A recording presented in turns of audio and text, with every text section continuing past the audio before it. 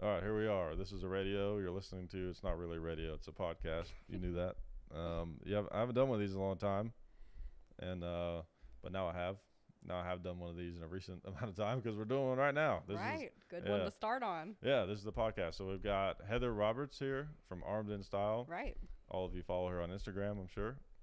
Should if you're not. Yeah. What is it exactly on it? Is it just you have like the little underscores or whatever or anything like that? Yeah, we're a 2A style brand. I mean the name of it's like at Armed in Style on Instagram. That'll find it. No spaces. Okay. Yep. All right. Cool. All right. You continue. Okay. Sorry. So basically, we're a 2A style brand. So we have really stylish stuff that's not really comparable to anything else on the market for people that love the Second Amendment and like to be stylish at the same time. Yeah, I agree with that. A friend of mine showed it to me, and I thought it was like I'd never seen anything like that. I mean, like we were talking earlier, the jewelry thing is something that I've seen, and you know, I'm drawing blanks now, but that specific, you know, adaptation of the gun world, you know, I'd never seen that before, so it's really interesting. The jewelry thing, I'm not sure what you're. No, I'm saying like jewelry is something I've seen a lot. Oh, but I haven't seen like what you're doing. What we're doing, yeah. Yeah. So you're probably talking more specifically with our dry fire pillows. Right, like I'd never seen that before. Yep. So basically, it's really cool home decor design on one side, and flip it over, and it's a target for dry fire training on the other. That's and neat. Just simple, get you training a lot more, and cool decor for your house too. Yeah, that's the thing. It just looks cool. You know. Yep. I know. Yeah. Actually, do you have one? Well, that's right. They're not seeing. They don't. There's not video. Well, there's kind of is. Grab one for them and bring it over here, like glued to the microphone. Yeah, there's probably not video of this, but the people this is who our are lovely assistant here. Thank you. Yeah, that's so cool. So so on the back you've got X's. Those are shotguns crossed. That's really cool. So from a distance, it just looks like X's. You can't even tell it's like a gun. Right. Cool gun-themed pillow. Right, it's just like a cool design. And then you've got the classic silhouette. That's pretty cool. Be a good like airsoft target. Yeah. As well. You know? My kids shoot Nerf guns at it. Oh yeah, so perfect. they use it too. That's really cool. Yeah, I like that. An actual target if you just felt like shooting a pillow. Yeah. You know? Great for naps too. Yeah. That's cool. Speak from experience. Yeah, that's really neat. So what the classic question in this situation, what kind of motivated you to get started with that? Well, I've always been into guns. Probably got more so into guns after having children. And I guess started shooting and training a lot more, and I wanted to find cute clothes that I thought were cool for my style, and just had a lot of struggle finding clothes that I thought would work with my wardrobe. And so I made a few designs that I was just going to have printed just for myself. Right. And I think it was my dad that was like, I bet a lot of people would like that. Kind of got me thinking about like maybe they would.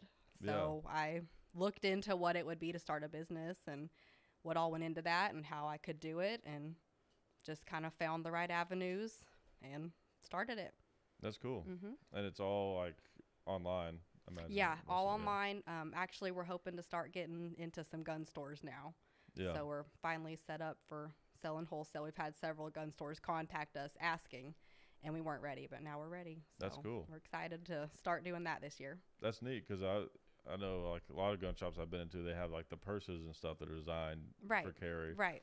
You know, and there's so many more women now that shoot. Right. You know, now that shooting is more mainstream and everything.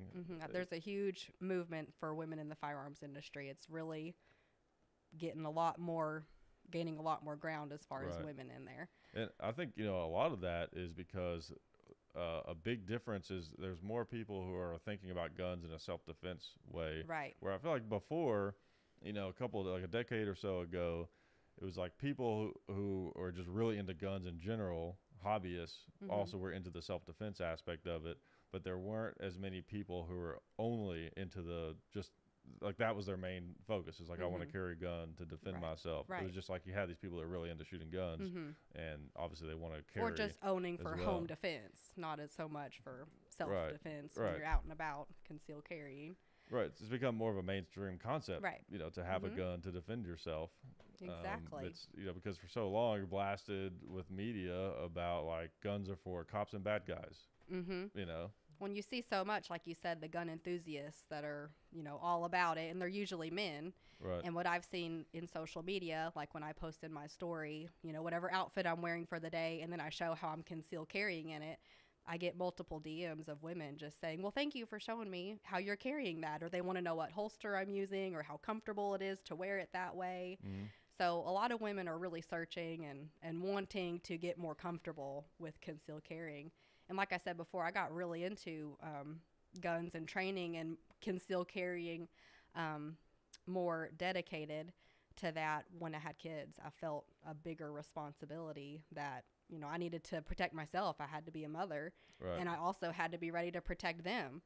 I felt like I was an easy target, a busy mom with my hands full, trying to, handle my kids, situational awareness, wasn't able to be at the level I would like it to be. Right. So I felt a lot more comfortable going places if I knew I had something to kind of even the playing field if I was attacked. Right. Mm-hmm. At least I have an option. Exactly. I wasn't just defenseless. Right. Mm-hmm. That's the way I look at it. I'm different than some people. I don't get really hung up on all the training stuff. Mm-hmm. I'm just not super into that. Right. 'Cause I just have so many other interests in life. It's like a time thing. Mm-hmm. And I just love guns and shooting guns so much Mm-hmm. that it just feels like work to me, Mm-hmm. and I understand the importance of it, Mm-hmm. but it's kind of like my philosophy is like, I shoot all the time, so I know how to handle a gun, Right. and I'm aware. I think about that kind of stuff. I'm kind of Right. aware, whatever. And it's like, that's good enough for me. Like, I Right. have an Well, option. If I get killed, I get killed. I'm going to die anyways. Well, if you're comfortable with that, and, it's just, if your mentality is in the right place, Yeah. if you're ready to do what you have to do, if that situation ever did come about, then, Right. like you said, you're shooting all the time. So you're doing Right. a lot better than a lot of people that carry guns and aren't Right. shooting all the time or training. Yeah. And At least you're out there practicing with your weapon. Right. And I think that the biggest thing is that you're safe. You're not going to, it's one thing to get killed because you weren't ready or something like that. What's more likely to happen is someone just not be safe with a gun, Mm-hmm. Right. not understand the situation, Right. very well, or return fire and they just don't know what they're doing. They hit Mm-hmm. innocent people or something like that. Mm-hmm. So I always felt like should be the starting point, is just your own safety of knowing how to manipulate a gun and not, Exactly. and be able to handle it and all that kind of stuff. So Well, that's where when I got really into training for myself was I had my, concealed carry permit since I turned 21, right. but I was still really uncomfortable around weapons, even though I grew up with them, not just weapons, firearms, even though I grew up with them, had shotguns growing up and everything. I just was a little bit scared of my handgun for some reason. And so I just decided I'm not going to be scared anymore. I'm going to start practicing. I went to the range like twice a week for probably about 6 months. Yeah. And then I finally got where I felt really comfortable, started doing a couple competitions, like USPSA competitions. That's cool. And that I liked that because it kind of heightened the anxiety level to kind of Right. get you in that mentality of the situation. If you ever did have to react, a heightened, anxiety level, Right. and shooting and training that way to kind of help calm your nerves if the situation ever did come where you had to deploy your firearm. Right. That I felt more comfortable if that ever did happen, that I would do the right thing. Yeah, that makes sense. Because you're going to be, I've never been in a shootout, but I know Yeah, me either. I've been in situations that are way less stressful than a shootout, and I Mhm. still have heart Right. racing or whatever. Yeah. So that's going to happen, Mhm. and it's just difficult to do things in that Mhm. kind of circumstance. Even like back when I was playing basketball, there was just like, there's always a difference between practicing by yourself and then when you're doing it for real. Oh, whatever yeah. I that played is. basketball too, Did you? so I know Okay, cool. exactly what you're Yeah. talking about. It's Yep. like everybody's watching, and it's like Yep. Yep. Yeah, so it really changes things, and the more comfortable you are, Mhm. the better. And you just can't even, mimic that actual situation of being under fire and like in a No. live shootout. But the more you can visualize and practice a heightened level of anxiety and all of that, then the Right. more prepared you'll be. Right. Hopefully you'll never have to be able to use or have to deploy that and use that, but Right. Give your body the best chance to Mhm. perform how it wants to. exactly. Because the problem with a shootout situation is it's like, our bodies don't understand guns. Mhm. You know what I mean? So if you think about what the body does in a stressful situation, Right. it's based on like blunt force and, like what it understands at least. Right. You know, when actually in modern times you still need your fine motor skills. That's So true. we haven't evolved yet to have, because really if you think about it, the most beneficial thing would be for our fine motor skills to increase. Almost the opposite of what actually happens. Right. So that's the big problem. I know, like Well, the I've more heard trainers say like your hands become flippers. probably, So you can't expect to be able to use the dexterity of your fingers. Well, and the stuff more repetitive actions that you practice, the better your muscle memory will be. Hopefully, you won't go totally flipper hand in the situation. Hopefully, some of that muscle memory will pick up, and you'll be able to draw and aim and shoot. Yeah. If you ever had to. Yeah, ideally. Yeah, it's a weird thing. It's an uncomfortable thought. At least you hope it is for most people. Yeah. I mean, there are those people out there that are like, yeah, I want to. I mean, I like to live in reality, and the reality of it is that no one's safe, Yeah. Criminals aren't going to necessarily just not pick you. Right. It sometimes is completely random, and I guess I like to live in the reality that it could be me. Right. Someone could try to attack me or my children, and I don't want to be shocked when that happens. So I do kind of get in a place where I'm mentally comfortable, right? To be able to cope with that situation. Yeah. But some people, as far as like people who are trying to decide if they want to carry a gun or not, it's like they can't think about it enough to even. It's like I just don't want to think about it. I can't think about that. They feel like if they think about it too much, then it's more likely to happen. Well, there are a lot of people with that mentality. That and the idea of having a gun sort of scares them because it makes that reality feel more real to them. Well, there's a huge responsibility that comes with it, and I don't want people buying guns if they are afraid that they're going to hurt somebody. Right. On accident, I guess, if they think their mentality, if they think about it, then it'll happen, will be more likely to happen. Then yeah, if you're not comfortable buying a gun, don't buy a gun. Yeah, I'm okay with that. What I always tell people, though, is like, 'cause I've had so many people tell me something similar to that, and I always tell people is like, when you get one and you have it and you get comfortable with it, then it becomes like your cell phone. Then the thing that makes you uncomfortable is not having it when you go out somewhere. That's super true. Yep. That's right. So you just got to get to that point, Yeah. It's hard, to get through to people. Like because I do stand-up comedy, so I'm around people who are like liberal all the time. Right. Right. So I have a pretty good idea of how they think and what they think, people who don't like guns or whatever. And it's interesting because some of them, it's like they understand. Like I have one particular comedian friend, very funny dude. He had a situation happen to him where someone. He was living in this kind of like bad side of town with some other comics. It's like a thing. A lot of comics live together, But someone knocked on their door, and when they opened it, the guy had a gun pointed at him with a laser sight on it. And he just said he remembered the laser sight, like being on his chest or whatever. And he said the first thing he did was just like slam the door. Okay. And then he I forgot Good idea. If he said he hid behind something or what, but he said the guy took a shot through the window and then ran off. And he said that situation, even though he's not necessarily a pro-gun guy, he said it kind of made him think like, I wish I had one. In that situation, I wish I did have a gun. So, well, that's what I've heard. I've heard that a few times where I guess a tragedy happens and they interview a person and they just say, I wish I had a gun at that situation. Because, how else are you going to even the playing field? If somebody's using a gun to do harm, right? How are you going to stop that threat? Like, words aren't going to do it. No, it's not. Bow and arrow, maybe. That's a possibility. There you go. Not sure how you would conceal that all day. Yeah, throwing knives, throwing stars. Okay, so there's some options. Some other options out there. I'm more comfortable with the firearm option me too. than those. I feel like I could be a little more accurate with my firearm than with those other methods. Absolutely. But maybe if you're not comfortable with firearms, maybe go into archery or like the knife throwing. Right. I've seen axe throwing. Yeah, that's fun. So if you can get really good at that, that'd be like really cool holster setup. That would, for all that stuff. It's true, like the Patriot. Yeah. When he goes to town exactly. with that hatchet. But like more of a heroic way. Yeah, exactly. It's interesting how people differ on that when they have it. Like if they're not a pro-gun person and they have something happen to them, you talk to some people and like this example I gave, like he was like, I kind of, he's not like he's all of a sudden a gun nut because of that, but he's just like he's been talking to me about he's thinking about getting a gun and some things like that, you know. Right. But then there are some people like there's this other guy that I knew that he did comedy for a little while, and it seemed a long time, but he got shot in the leg, right? Wow. And he knew I was into guns, what I do on YouTube and stuff, and he started asking me about it. And he was like, yeah, I'm really against guns. And I didn't know he had been shot.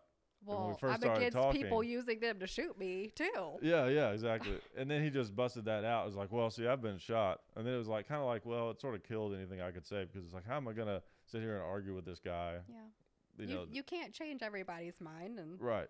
That's okay. But if then it became like rude. If it felt rude to argue with them because I was like there. Now, if I was talking to someone on the internet and they were like, I've been shot, guns are bad. You could list all the facts out. Yeah, I'd be like, the fact that you specifically were shot has nothing to do with the gun conversation, you know. Mm-hmm. But that was one reason I was like, I'm not even going to try to argue with this guy because it's clearly like very emotional for him. Right. You know. Well, when they flat out tell you I'm against guns, and I kind of shut it down after that. I'm like, all right, that's fine. I still respect you as a person, and we're cool. Like, that's right. fine. I have tons of friends that are not pro gun. Yeah. Me too. But it is interesting to me how that can be a big game changer for people. They have a real life experience. Right. You know. I love that I don't love it when something bad happens to someone, but I like when they're thinking about, you know, the reality of the situation. Right. And start asking questions and go to someone that is educated and get real answers, and, you know, just kind of grow that desire to protect yourself. Right. And I hope that they'll get there where they're comfortable protecting themselves. Right. I feel like a lot of people come into guns either that way, they had a real life experience, or like another avenue is like video games. Right. Will bring people in. They're like, oh, these are fun. I want to learn about these guns, you know. Yep. And you got like people who are like hunters primarily, and then I'll tell you, like, after, and it's such a weird thing to talk about because you have to be sensitive to something bad that happened, of course. Right. And be careful what you say. Not like I'm complaining, oh, you got to be sensitive. I am sensitive, but you know, it's just like you have to be careful. You can't totally let your guard down. Yeah, but like after, of course, you know, the Sandy Hook shooting happened, it really was a game changer for gun rights because it made everyone kind of wake up. You know, anyone who thought they might be pro-gun, it's like all of a sudden the lights turned on. They're like, oh, we actually have to like fight for this, and you know, and there's so many people who have AR-15s now that wouldn't have, right, you know, because of that, right, you know, because people realize like, oh, they might try to take these. They're in danger of being gone. Yeah. Exactly. Yep. Yeah. Exactly. And pillow enthusiasts, you know, of course. Right. You know. that might be their avenue to start getting interested in it. Exactly, yeah. Just the whole home decor, you know, home interior decorators. Right. Making a lot of them start getting interested because of our pillows. Right. I collect pillows, and I was like, oh, I like this gun pillow. Maybe I want a You're real welcome, gun community, for getting everybody interested that wouldn't have normally been. Yeah, exactly. That is cool. I mean, the pillow really is a cool idea. Like, Thank you. I can't imagine I would have ever thought of that, or anyone thinking of that. I mean, I can't even really remember exactly the genesis of the idea. I guess I saw that I could create on pillows, and it didn't even take 5 minutes. It just was like, oh, well, like that'd be super cool for dry fire training, because we've got targets up around our house. Yeah. And I was like, well, I could make this cute though.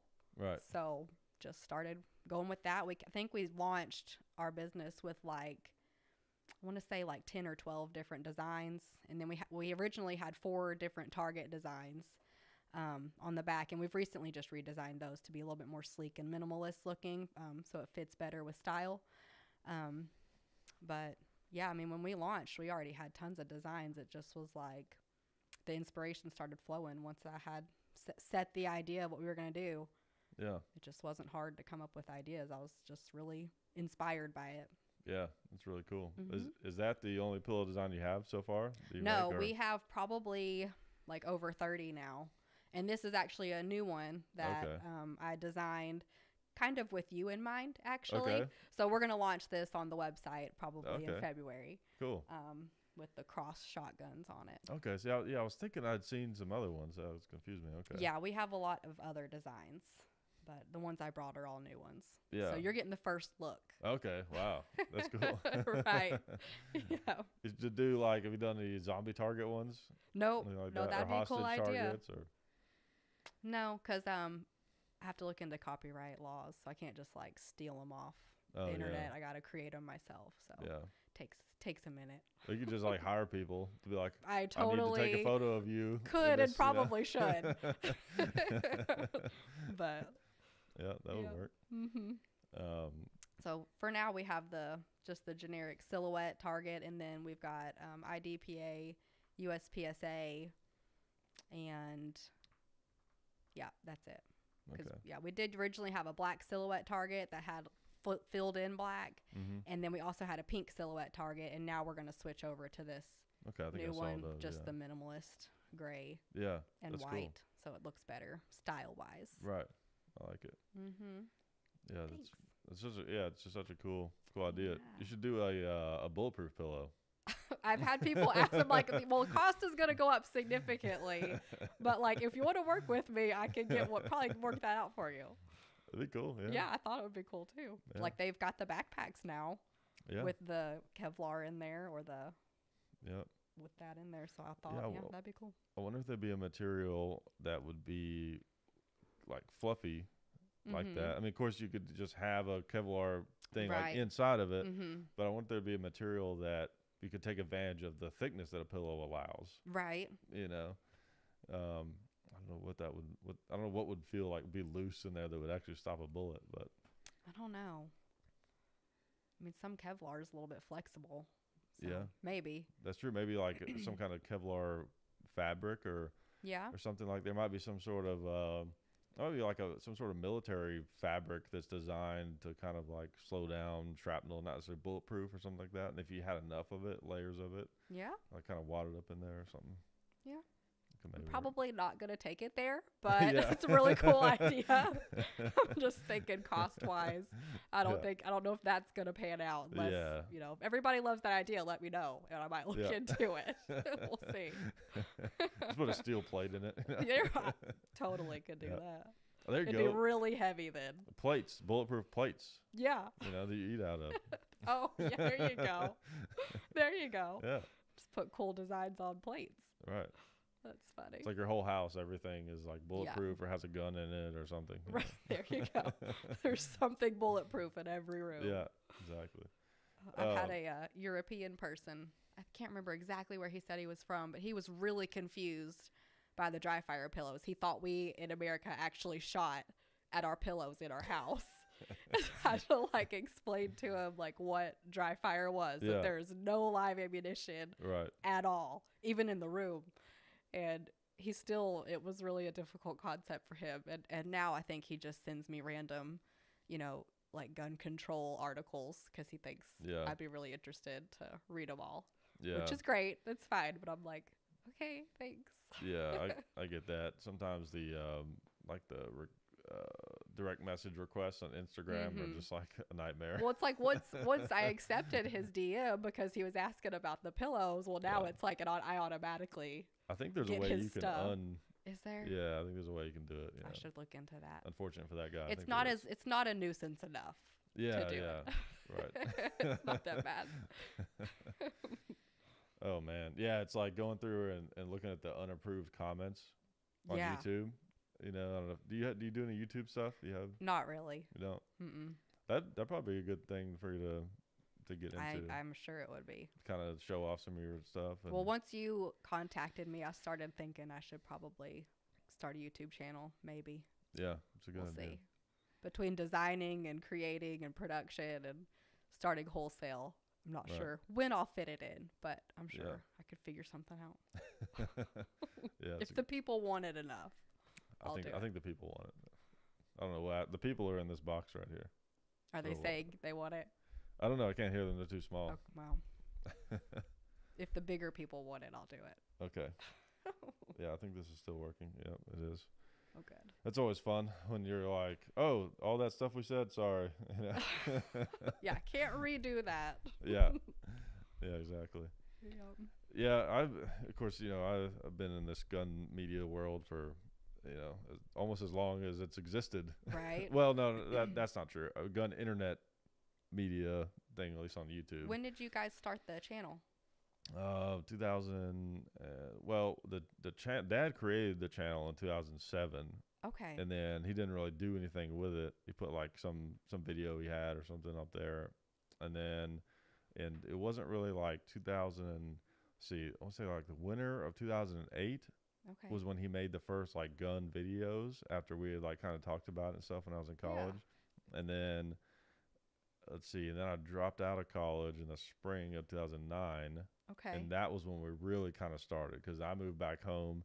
And we were just like, I didn't have anything to do, I was just like out of boredom. Yeah, it was bored. Yeah, I was just like a failure and a loser at the time. So I was just like, let's make these videos. So let's blast it out to the world. Yeah, exactly. It's just like it was something to do to pass the time while I kind of got figured out what I was going to do with my life, Yeah. And ironically, that's what I ended up doing with my life. And so. Well, you weren't a failure in the world then. Yeah, exactly. Worked out. That's right. Yeah, I mean, it was weird because I was like, I was playing basketball. I was playing college basketball. Oh wow! And if I had stuck with it, I could have probably played overseas and done That's that whole cool. thing. But I wasn't that good. Yeah. Because like I said, I played too. But did you play college at all, or just high school? Yep. Yeah. I started though, so yeah. I was good for high school, but right. No one was interested after that. Yeah, I can see that. They're pretty tall. Yeah. But so yeah, I was like on track to do all that, and then I don't know, the school didn't agree with me that well. Yeah. And it's not for everybody. Yeah, it's not. So then moved home, started doing that. I worked security for a little while, while all that was growing and stuff. But it took probably like I didn't go full time, I would say, until like 2013. Okay. Something like that. So it was a good took a while to 4 grow. years yeah. or so, before it really like became, something like that. I mean, YouTube back then, the early days, I mean, no one like took it seriously at all. It's like cat videos and nonsense. Still is, isn't it? A lot. Yeah. Yeah. Slime videos, isn't that the thing now too? People I think making so. slime. My kids love to watch that stuff. Yeah, but there's always some new trend on YouTube. It seems like. Mm-hmm. Yeah, but it's crazy. It's wild now because when we first got started, there was only a handful of gun channels. There's just a few of them for a long time, and now like everybody, like not everybody, but lots of people are trying to do it.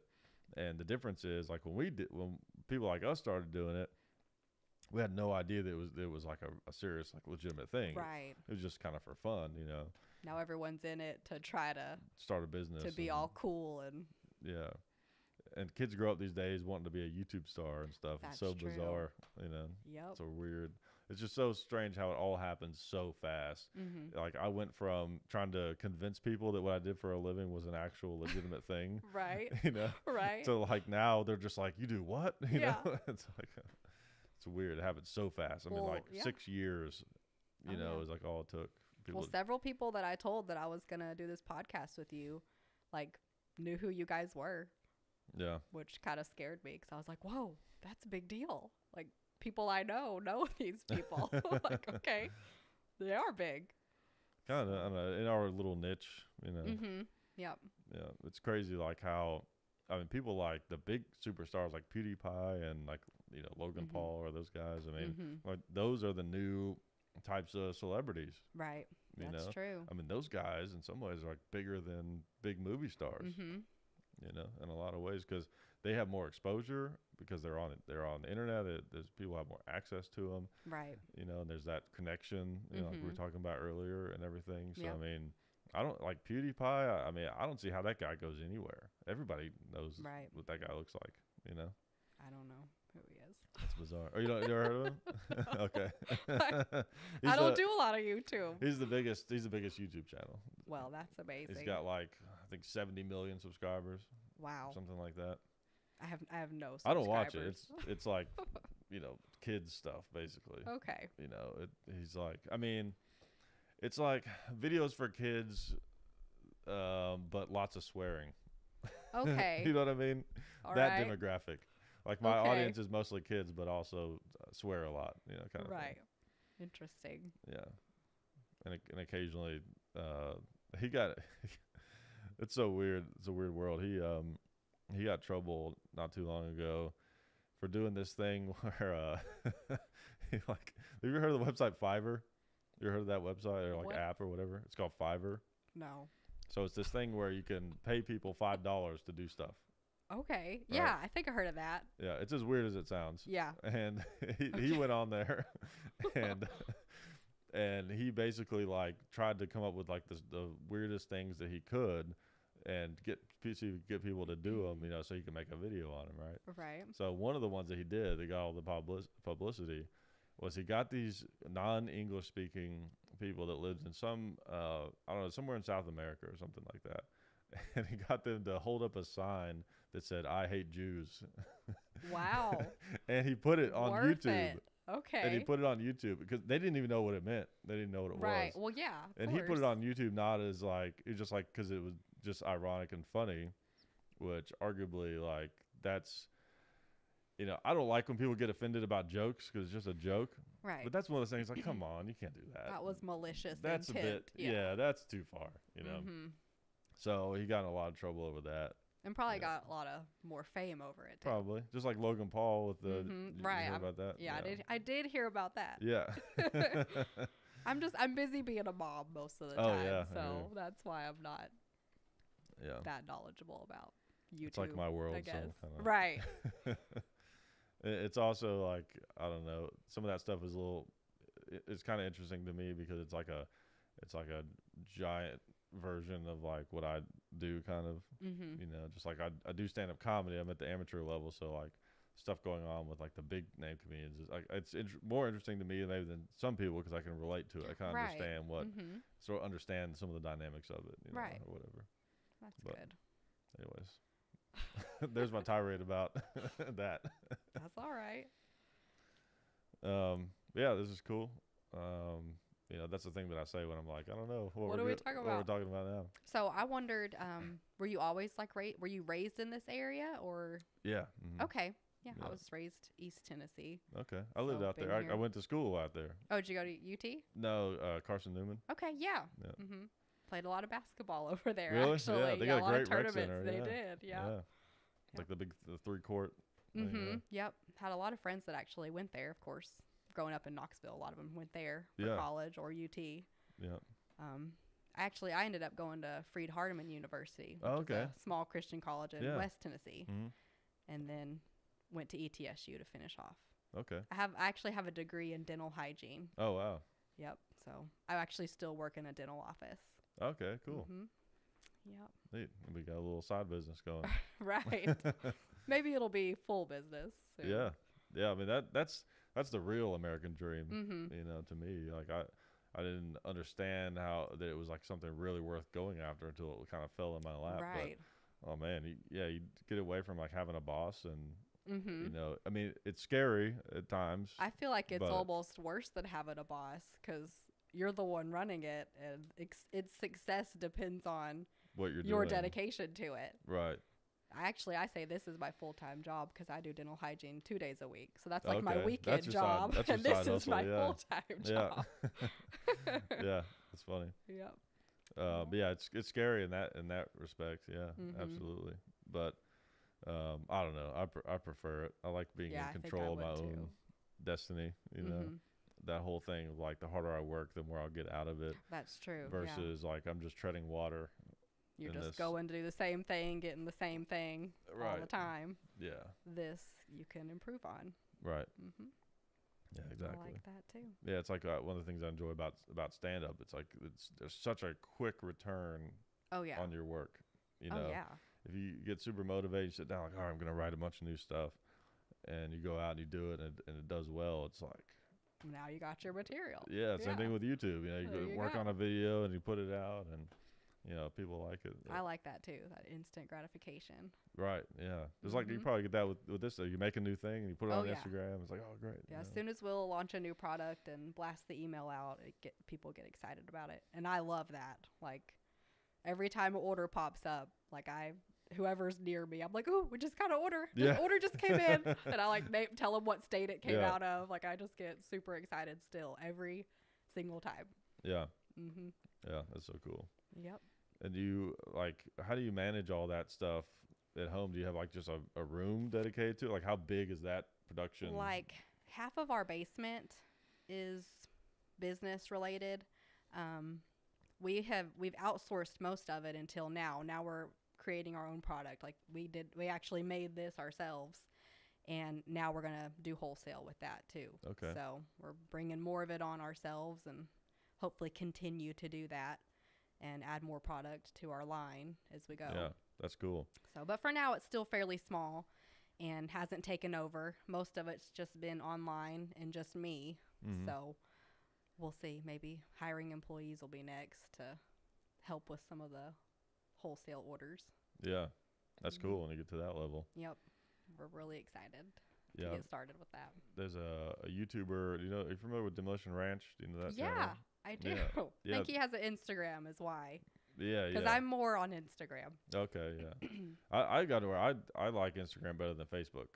Oh, me too. Yeah, Facebook, it just feels like I don't know. I mean, I know some people have had a lot of luck doing like videos on Facebook. There's a Mhm. lot of those like viral Facebook pages. They make all these videos and stuff, but Right. it just seems like the reach is so limited I on agree. most things. I'll get like 500 likes and 30 comments on something on Instagram, and I get like 3 likes on Facebook. Yeah, So I'm like, oh, no, Yeah. I like Instagram way better. yeah, it's so much The instant better. gratification is over on Instagram. Right, exactly, yeah. Yeah, exactly. Constant approval. you know? Right, exactly. Yep, that's true. Am I living my life okay? You know? Yeah. Does everyone like what I'm wearing today? Yeah. Yes or no? We're taking a poll today. Yeah. I'll tell you the post that bugged me on Instagram is like a lot of times it'll be like the Instagram models, but like dudes do it too. Is like everything they post, it has to be like some life coach BS. You know? Okay, you know- yeah. You know what I'm talking about? Where it's like some big, long, like involved, inspirational thing, and But it's a picture of like their style for the day, like their outfit, and then the caption is like yeah, their inspiring thing. yeah, that or like they'd be like on a vacation, or it'd be like them standing in like Right. the Grand Canyon, and they're just like do what you every day, something. Right. The eagle soars or It's like, something who are you? that. Like you aren't anyone that I should listen to, Yeah. Yeah. Those haven't gotten on my nerves that bad yet, but I know Yeah. exactly what you're talking about. Yeah, there's some people I just had to like unfollow because of that. Mm-hmm. Like I'm not gonna call anybody out, but there's a particular Instagram model that whatever, I don't want to get specific, but like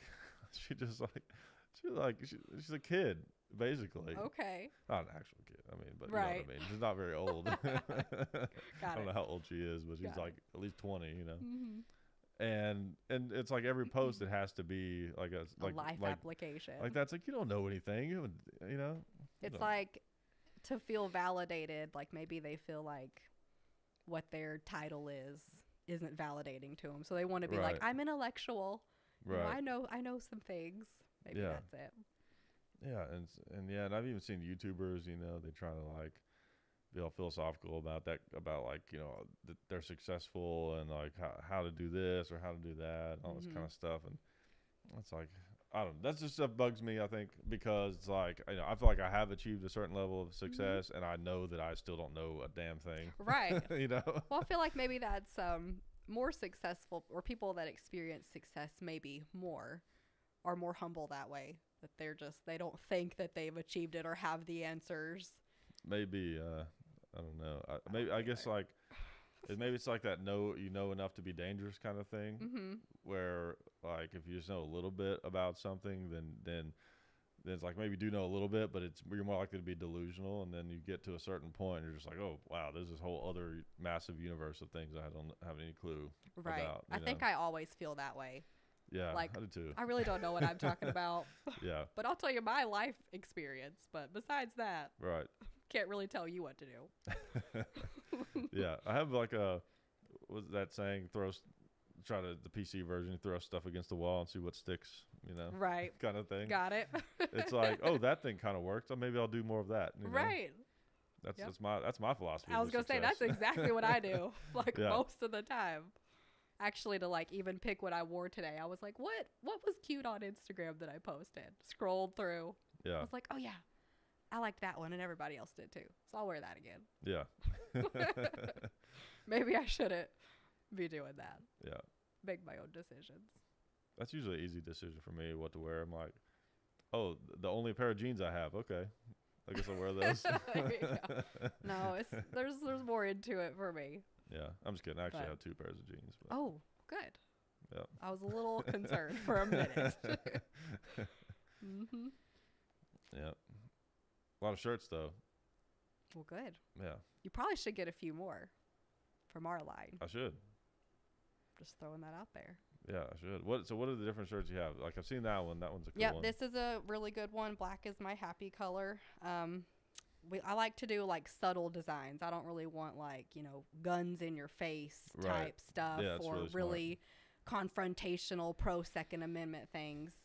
Some of our stuff might be a little bit that way, but it's still pretty subtle. So there's this one. I design most of my stuff with women in mind, just because I'm a woman and it's easier for me to think that way.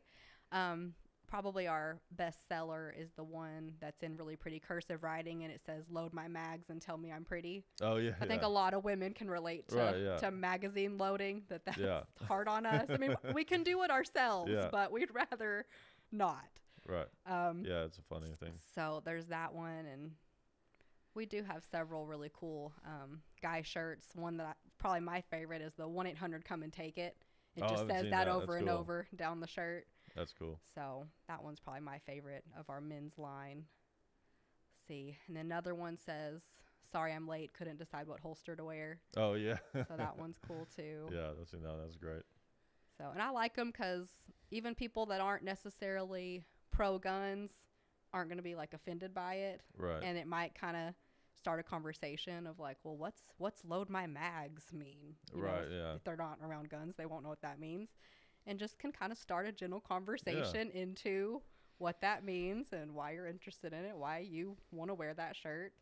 Right. Maybe they'll start thinking more about guns and getting into that too. Absolutely. I think the subtlety is important. Mm-hmm. Where like we started doing our merchandise, a couple years ago, and what I was going to tell you before, we were talking about Demolition Ranch. They have their own merchandise company, and we're doing our merch like through them and everything. Yeah. So, but what's tough to like because we're trying to come up with stuff that you can just wear out anywhere, because even though you're not ashamed that you're into guns, it's still like some of the shirts they have like a giant picture of a gun, where it's a little extreme. Yeah, I agree. I mean, I like those shirts, but I might not necessarily wear it. Right, and there's certain places. Right, there's certain times where it's fine, but other times you kind of feel like, I'm not trying to, just put my political opinions just in everyone's face. Right. Because it kind of ends up that way. So yeah, it's been tough for us to find that balance of like a shirt that's like clearly our shirt and it kind of has the feel of our brand, but then it's not too, over the top. I think you guys did a good job. I saw your stuff, and I liked all of it. It didn't seem. Thanks. We're still trying to add more. Mm-hmm. I mean, we got the Uzi bike shirt. That's kind of that the was in-your-face funny. Shirt, Yeah, not too bad. I think it's funny. I like it. I saw we're looking at doing coffee mugs. Yeah. And I saw a mock-up that they did of a coffee mug that had that on it. Yeah, that'd be fun. Have to do that at some point. You should. I think we're gonna start with just like a regular Hickok 45 one, but oh yeah, I think people would drink coffee. People would like it. Yeah, yeah, they would. They would. Yeah. Another one of our shirts that I've actually had a conversation with somebody because of my shirt. It says "Always ready to slice the pie." And I like to wear it around like Thanksgiving time. Yeah. And I have it in like a burnt orange color. So kind of like people are thinking I'm talking about pumpkin pie. Yeah. But like the eyes, the eyes on slice and pie are like little handguns. Oh, like the little cool. dot. So then they're like, well, why are there guns? What does that mean? And so I explain like what slicing the pie is in tactical terms and just to kind of start that conversation into like, well, I didn't know you were into guns, which I was like, you really didn't. Okay. You don't know me that well, but that's okay. That's fine. But I guess maybe too, it was good that they were like, well, not all gun people are in your face about guns or crazy people, I guess is what they thought gun people were like. Right. So I liked that it started a conversation. Right. I love that. I think that's a really important thing. People, like, this sort of opens up a whole different conversation, but like people will sometimes give us a hard time for not talking about gun rights on our channel very much. And it's like we've tried to explain this to people. It's hard to like reach everyone with one video, and we've talked about it in videos. But I think actually, if you soft pedal that stuff, depending on the context of what you're doing, you know, because we're not actual like activists. We just make gun videos. You know, we're not out there like talking to politicians, right? And, you know, rallying, and you know, that's not what we do. It's not us.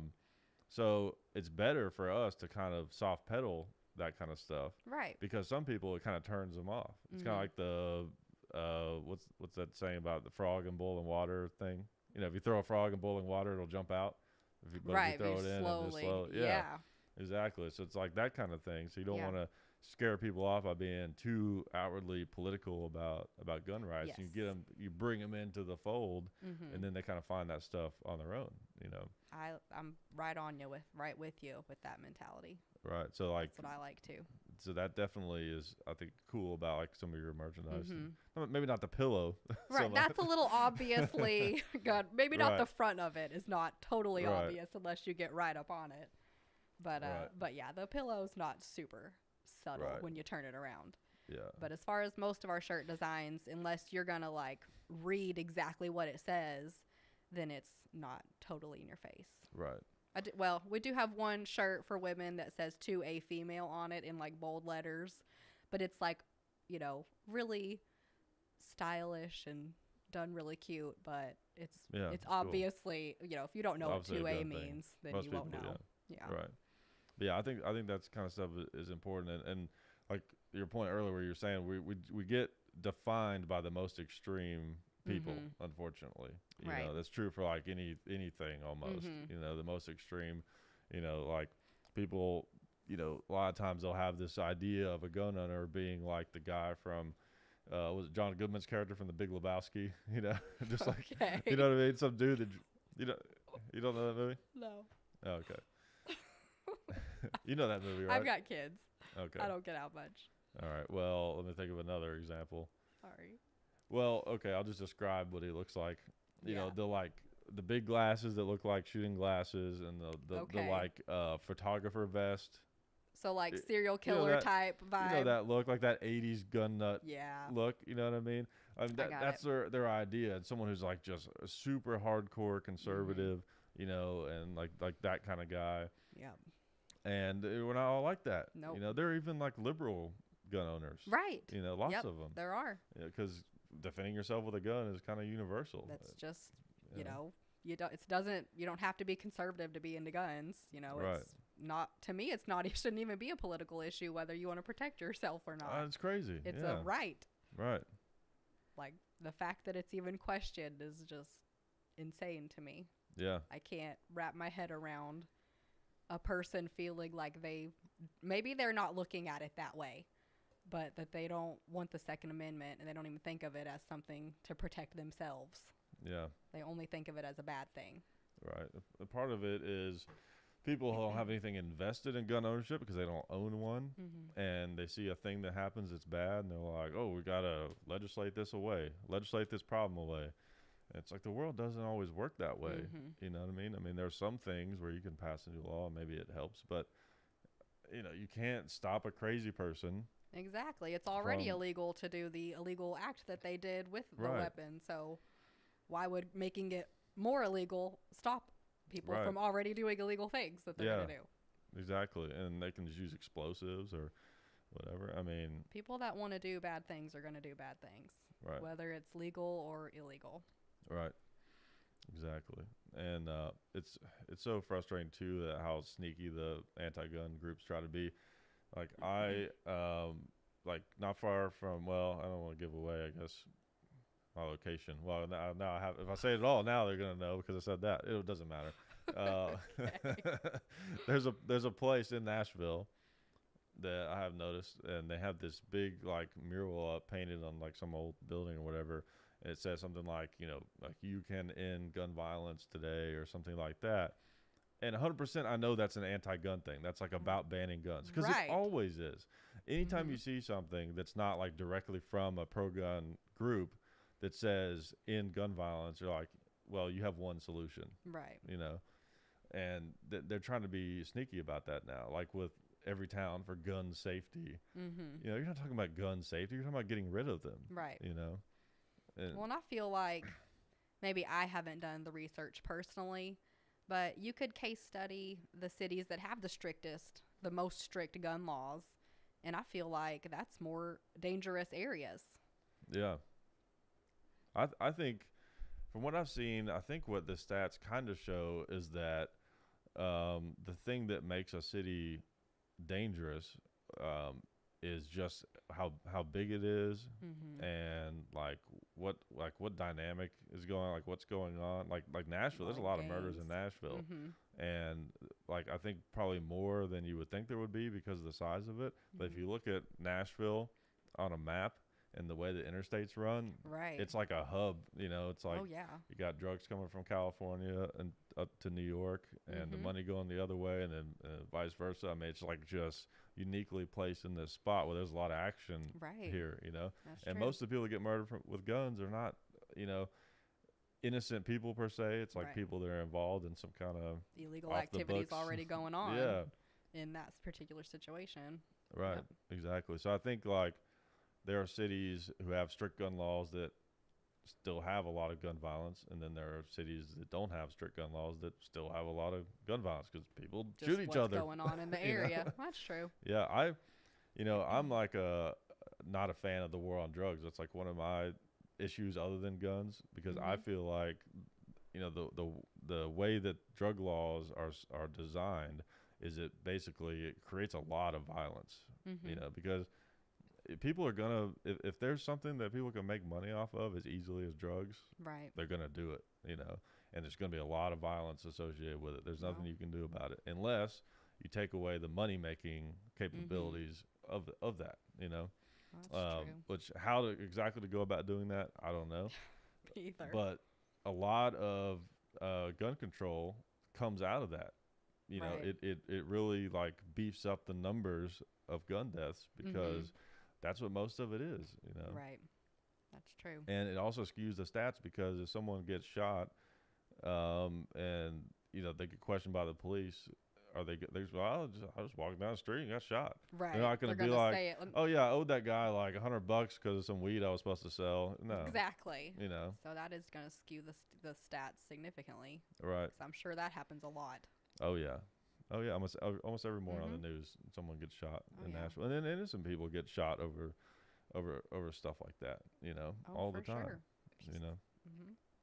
So that's the thing. Like when I argue like gun stats and stuff like that, there's so much stuff that people just don't even know, that there's the two biggest things that cause people to die from guns that make up like 90 to 95% of all of them is suicide and drug related crimes. Right. Like the control of the drug, the industry or Mhm. whatever, not the drugs themselves. I mean, the idea is like, oh, people get hopped up on drugs and they go shoot each other. It's like I'm sure it's happened, but it's Right. mostly the value, and all that Mhm. kind of stuff.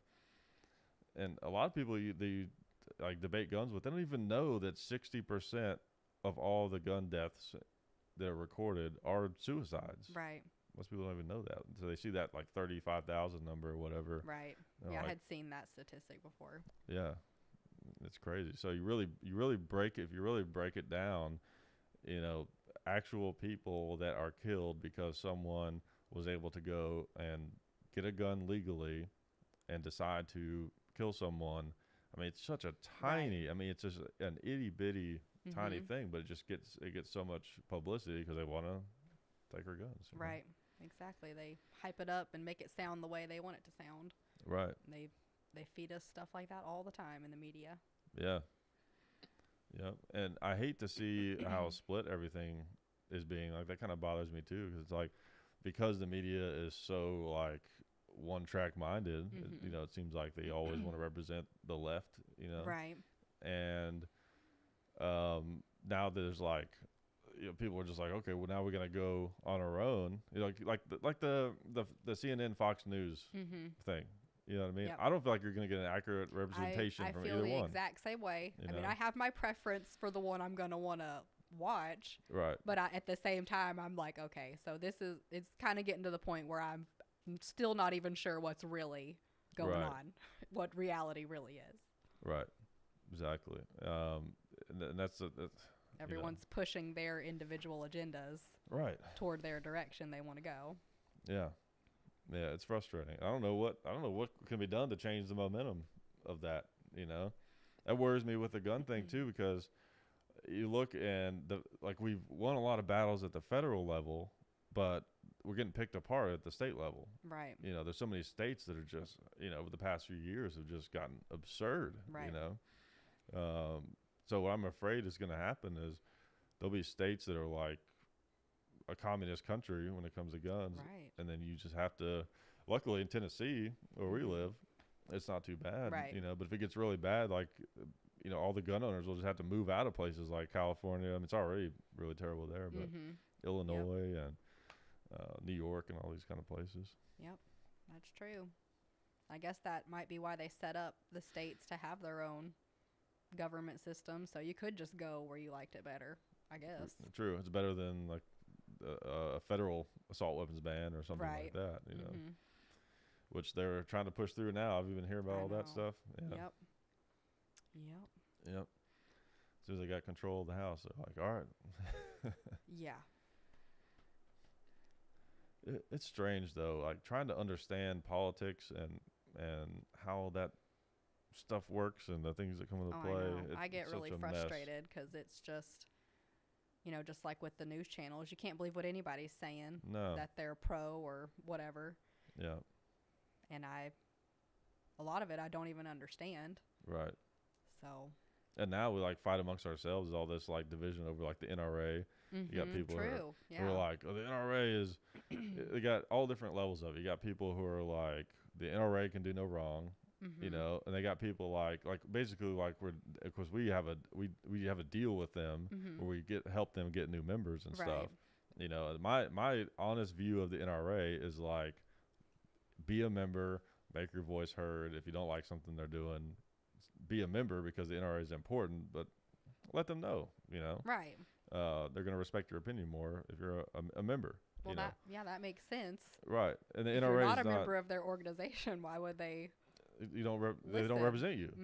You know, they of course, I mean, they're a huge organization. They're not going to make you happy on everything, but they're still important on the big things. You might not agree with how they handle you might not have agreed how they handled the bump-fire stock situation. But we need them on things like this assault weapons ban and stuff like that. So even if you don't agree with everything they do, it's like we still need their, you know, their help and their power and everything. Right. But then, yeah, you got people that are just like, they have that kind of, you know, like kind of away from that view. They're just like, you know, I don't think the NRA is like evil, but I think that they just do a lot of screwed up things and I don't want to be a member. And you got people who literally think that the NRA is part of some grand conspiracy. Right. I've heard that. To like take our rights away. Yeah. Which that's like flat earth level stuff to me, you know, like, you know, but I don't know. I could be wrong. I don't know. Like, how can you know? You can't know everything. Right. You know, all you can do is based on what seems realistic, based on what you've seen. Right. You know. Right. But I do know it's bad that everyone's like fighting over all that kind of stuff. That's not good. I'm sure the anti-gun people love it that we're getting divided amongst ourselves. Absolutely. Over that. Because that's going to gain them a lot of ground. Yeah. Yeah. Absolutely. And I think people have used that anti-NRA stuff to kind of help build, you know, attention about them and stuff like that. Because there are a lot of people who are just like really, really into that. And it really gets their attention, you know. It's just like this crazy like. Well, I think people are drawn to hearing about conspiracies and they like that, so it is gaining a lot of attention when people are throwing ideas like that out there. Like you said, I don't know everything the NRA is doing. You know, I don't know all of it. I'm not up there. I'm not on the inner circle, but I'm pro NRA, and I've seen them fight for gun rights. Yeah, absolutely. And anybody that's going to fight for gun rights, I'm good with. Right. Yep. And then that's another thing. People, even just aside from the gun rights organizations, if you like, as an example, do you know who Tim Kennedy is? Maybe. So Tim Kennedy is this like military veteran, UFC fighter guy. So he's kind of like this. He's also been in like a lot of movies and stuff like that. So he's kind of like I guess he's sort of like a member of the gun community, sort of. I mean, he's done a lot of stuff with like he's been on Joe Rogan's podcast a bunch of times, and well, he's just like a public figure, and he's well known, and he's like kind of bridges that gap between Hollywood and like the gun side of things, you know, everything. Anyways, he was on Lance Armstrong's podcast of all people. Okay. And he started talking about the like 21 and up restriction for like rifles and stuff. And he was saying that he actually agreed that you shouldn't be able to buy a rifle until you're 21. So then the internet like was ablaze with everyone's like, oh, he's sold us out. You know, he's a FUD, he's a turncoat, and all this kind of stuff. Yeah. It's like, now I don't agree with what he said. Right. I don't think that's true. I think if you're 18, you should be able to buy any gun. But this guy is still overwhelmingly pro-gun. Right. Even though he said that. Right. You know what I mean? So it's like, why are you trying to destroy this guy?